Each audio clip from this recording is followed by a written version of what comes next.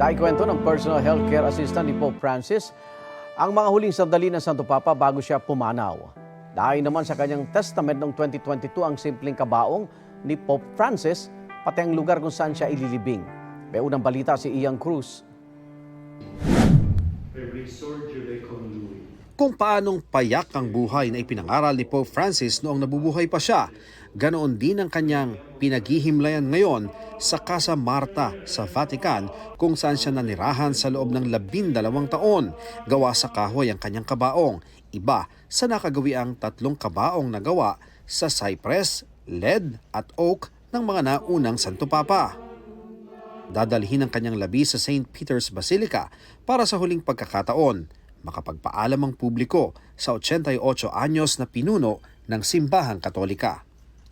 Sa habilin ni Pope Francis na isinulat niya noong June 2022 at inilabas ng Vatican, nais niyang mailibing sa Papal Basilica of St. Mary Major kung saan nagdarasal siya bago at pagkatapos ng bawat apostolic journey.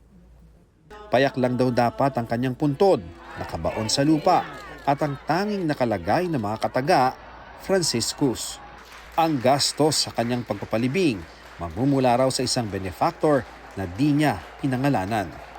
At ang kanyang paghihirap sa huling bahagi ng kanyang buhay, iniaalay raw niya sa Diyos, sa kapayapaan ng mundo at kapatiran ng sangkatauhan. Ayon sa Vatican, 7:35 a.m. April 21, namatay ang Santo Papa. Ang cause of death, stroke, coma at irreversible cardiovascular collapse. Ininda raw niya ang dating insidente na acute respiratory failure dahil sa double pneumonia, multiple bronchiectasis, arterial hypertension at type 2 diabetes. Sa ulat ng Vatican News, ikinuwento ng kanyang personal healthcare assistant ang mahuling sandali niya kasama si Pope Francis. Kwento ni Massimiliano Strapetti na kasama rin ng Santo Papa sa 38 araw niyang pagkakonfine sa Gemelli Hospital sa Roma. Nag-alinlangan pa si Pope Francis kung kakayanin niyang mag-ikot sa St. Peter's Square noong Easter Sunday. Pero itinuloy pa rin niya ito. Pagod man, kontento raw si Pope Francis at nagpasalamat kay Strapetti dahil tinulungan daw siyang makabalik sa St. Peter's Square.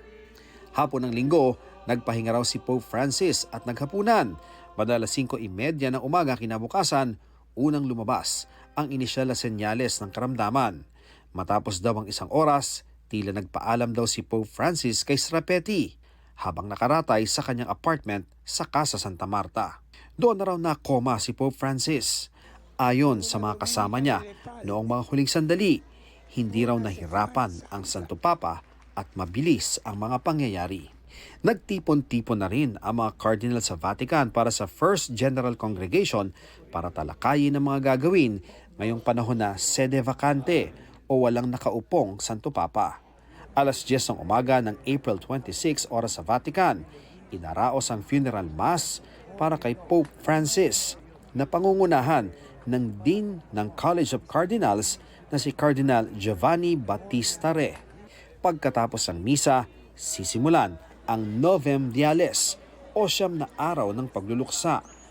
Mula sa St. Peter's Basilica, dadalhin ang labi ni Pope Francis sa Basilica of St. Mary Major para ilibing. Ito ang unang balita, Ian Cruz para sa GMA Integrated News. Igan, mauna ka sa mga balita, mag-subscribe na sa GMA Integrated News sa YouTube para sa iba't ibang ulat sa ating bansa.